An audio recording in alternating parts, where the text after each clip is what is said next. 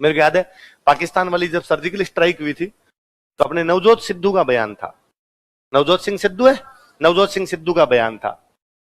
मतलब वो surgical strike जो हुई थी अपने वाली एयर स्ट्राइक, जो एयर स्ट्राइक हुई थी, सर्जिकल स्ट्राइक ने जो एयर स्ट्राइक हुई थी, हमने एयर स्ट्राइक की, हमने किसी को नहीं बताया। चुपचाप 2-1 बजे के आसपास अंबाला से हमारे जहाज उड़े, फाइटर प्लेन उड़े, वहां पे जाके जो करना था उनको किया, 4 बजे आगे सो गए।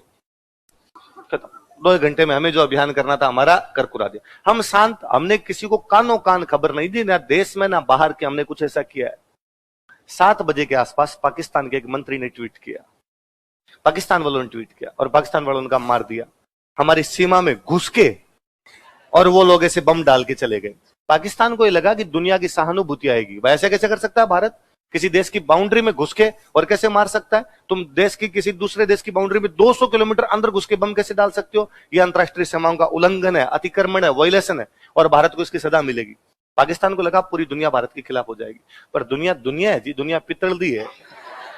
पूरी दुनिया ने पाकिस्तान के मजे ले लिए कि जब भारत तुम्हारे 200 किलोमीटर अंदर आके बम डाल रहा था तो तुम कर क्या रहे थे? मतलब तुम्हें पता ही नहीं चला।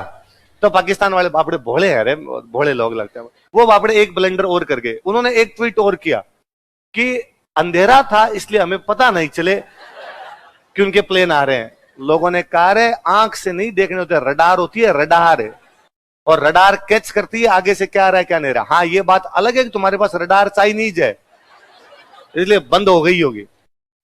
तो मतलब वो था कि अब पूरी दुनिया पाकिस्तान के मजे ले, और अब उधर पाकिस्तान को लगा बेइज्जती हो रही है। तो वो इमरान खान का भाषण सुनिए आपको, मतलब मैंने उससे ज्यादा रोता हुआ भाषण नहीं सुना किसी आदमी।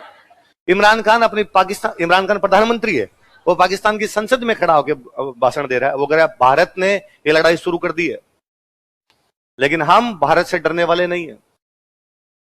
हम 2 रास्ते हैं हमारे पास, या तो बहादुर शाह जफर की तरह सरेंडर कर देंगे, सरेंडर कर दें, या टीपू सुल्तान की तरह लड़ते हुए मारे जाए। मगर दोनों में हारोगे तो तुम ही। भले बहादुर शाह जफर की तरह सरेंडर करो और भले टीपू सुल्तान की तरह लड़ते हुए, मतलब ये तो तुमने मान ही लिया कि जीतेंगे तो। और हम दुनिया को बताना चाहते हैं कि दुनिया वालों, भारत ने लड़ाई शुरू की है, लेकिन अब हम भी भारत से डरेंगे नहीं, हम भी भारत से लड़ेंगे। और भारत के पास यदि परमाणु है तो हमारे पास भी परमाणु है। और दुनिया वालों प्लीज भारत से बचा लो हमें। इतना रो रहा बापड़ा इमरान खान उसके अंदर, तो कह रहा अरे हम नहीं लड़ना चाहते क्योंकि हम लड़ेंगे तो हमें पता है ये 5 मिनट में हमारा काम तमाम कर देंगे, इसलिए जैसे तैसे करके बीच में आओ रे। वो नहीं है कि मैं मार दूंगा तुम्हें, मैं तू हाथ लगा के दिखा मुझे, उस टाइप की सी लड़ाई। पाकिस्तान की हालत ये, अपने वालों की तरफ से फिर भी कोई बयान नहीं, कोई कुछ नहीं, हमने कुछ किया अभी तक ही नहीं है कि हमने कुछ किया। फिर उस तब अपने राजस्थान में चुनाव थे तो भाई की चूरू में रैली थी, चूरू में जनता इकट्ठी हो रखी, सब आपस में बात करे, पर कोई नेता की तरफ से भाई भाषण देते बोला कि भाइयों और बहनों आज खुश तो बहुत हो तुम। खाली एक लाइन बोली हुई है और कुछ नहीं बोला कि हमने क्या किया है क्या नहीं किया। जनता आ करके ओ हमें पता है। सिद्धू का तब बयान आया, सिद्धू का बयान है कि इमरान खान मेरा दोस्त है। ऑब्वियस सी बात है, सिद्धू क्रिकेटर रहे हैं, हमारे देश के अच्छे क्रिकेटर रहे हैं। इमरान खान पाकिस्तान क्रिकेटर रहे, 92 का वर्ल्ड कप जीता था, दोस्ती होनी स्वाभाविक बात है कि इमरान खान मेरा दोस्त है। इमरान खान से मेरी बातचीत हुई है और उन्होंने हमें बताया है कि भारत के फाइटर प्लेन गए, वहां पे जाके बम बरसाए। ये पाकिस्तान का भी स्टेटमेंट था, अपने सिद्धू का भी स्टेटमेंट था, पाकिस्तान ने भी यही कहा। पाकिस्तान लास्ट में इस स्टेटमेंट पे आया था पाकिस्तान कि हाँ उन्होंने हमारी बाउंड्री का वायलेशन किया, वो हमारी बाउंड्री के अंदर आए, उन्होंने हमारे पर बम बरसाए, लेकिन हमारा कोई भी मरा नहीं। मतलब हमारे विमान, हमारे प्लेन गए, प्लेन ने जाके बम फेंके, लेकिन धीमे धीमे फेंके, है ना। पाकिस्तान वालों का क्या करें, सरकार भेज देती है, बस कैच कर लो, कैच प्लीज, हम किसी को मारना चाहते नहीं। तो पाकिस्तान वालों ने कहा था कि बम तो डाल के लेकिन हमारा कोई भी मरा। ये ठीक वैसा ही है कि जैसे छोटी क्लासों में डंडे पड़ जाते थे और 10 डंडे मारे भयंकर वाले और बाद में कहते लगी नहीं, मेरे तो लगी नहीं, क्योंकि 3 दिन तक हाथ सीधा नहीं हुआ करता था। वो ठीक वैसा था। तो बड़े सिद्धू का बयान था कि इमरान खान से मेरी बातचीत हुई, इमरान खान ने कहा है कि हमारा एक कौवा मरा है।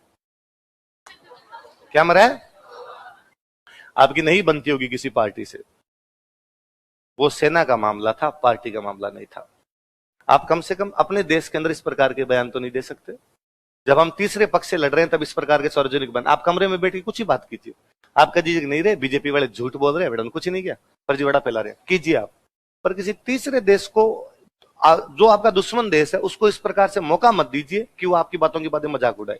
उन्होंने वीडियो खूब दिखाया कि देखो भारत वाले तो खुद कह रहे हैं कि उनसे कुछ ही नहीं हुआ, केवल एक कौवा मरा था, केवल एक कौवा मरा था। भगवान के घर न्याय है। उस घटना के बाद में सिद्धू का कहीं नामो निशान नहीं है। कौवा मरा कि नहीं मरा, सिद्धू पूरी तरीके से मर गया। आप पहले टीवी खोलते कपिल शर्मा सो हा हा हा, क्रिकेट वाली कमेंट्री करते, उधर कुछ ना कुछ आता। आज की पिच अनुपम खेर की स्टार्ट की तरह एकदम सपाट दिखाई दे रही है ना। और आप किसी पॉलिटिकल न्यूज खोल लिया करते, उनमें सिद्धू जी कोई ना कोई बयान देते रहते। 1989 का मामला, कब का मामला? 1989 का कार पार्किंग का मामला कि सिद्धू क्रिकेटर है, कार पार्किंग की है, एक कोई बूढ़े व्यक्ति और है, उन्होंने अपनी कार पार्किंग की और कार पार्किंग में आपस में भिड़ गई। भारत में गाड़ियों की रोड रेज होती रहती है, छोटी सी भिड़ जाती है, लड़ लेते हैं अपने, सारे लड़ लेते हैं। वो गाड़ी भिड़ी, वो नीचे उतरे व्यक्ति और उन्होंने उतर गया, ये क्या तरीका, गाड़ी भिड़ा दी, स्क्रैच लगा दिया। वो सिद्धू नया नया था, युवा दोस्त था, सिद्धू ने उनके थप्पड़ मार दिया। उस बंदे की ऑन द स्पॉट डेथ हो गई।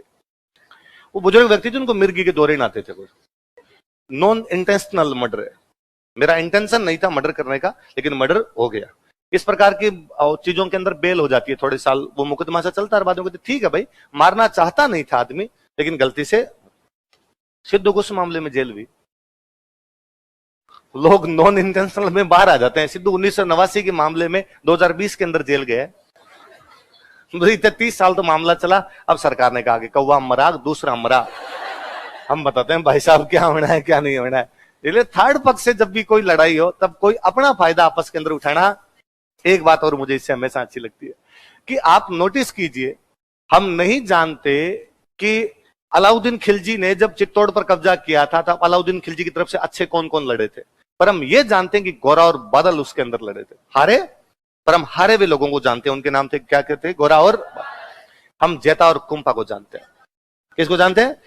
लड़ते हुए मर गए, नहीं जीते, वो हार गए थे, लेकिन हम उनके नाम याद करते हैं, जेता और कुंपा को याद करते हैं। हम अल्लाह उदल को याद करते हैं, जब ये हारे हैं। जीता कौन है? पृथ्वीराज।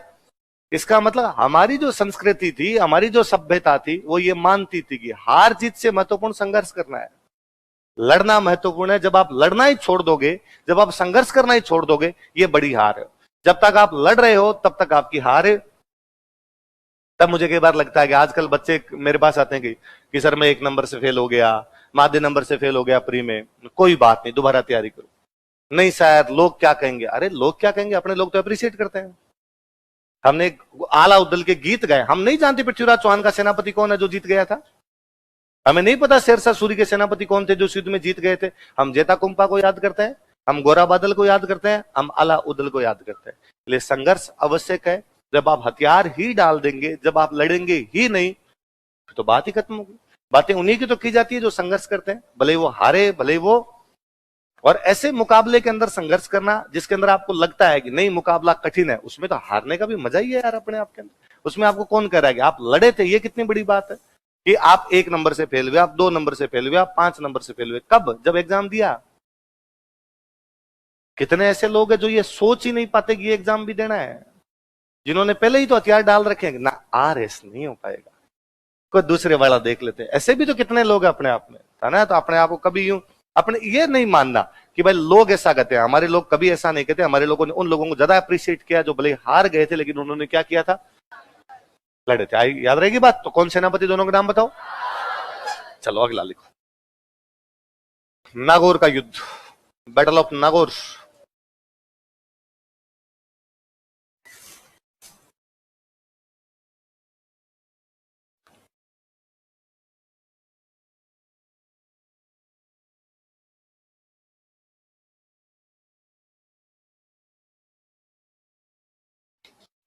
चालुक्य वंश कहां पे था?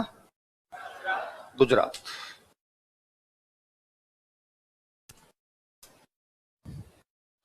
तो गुजरात का एक चालुक्य राजा, उसका नाम है भीम सेकंड। क्या नाम है? भीम सेकंड।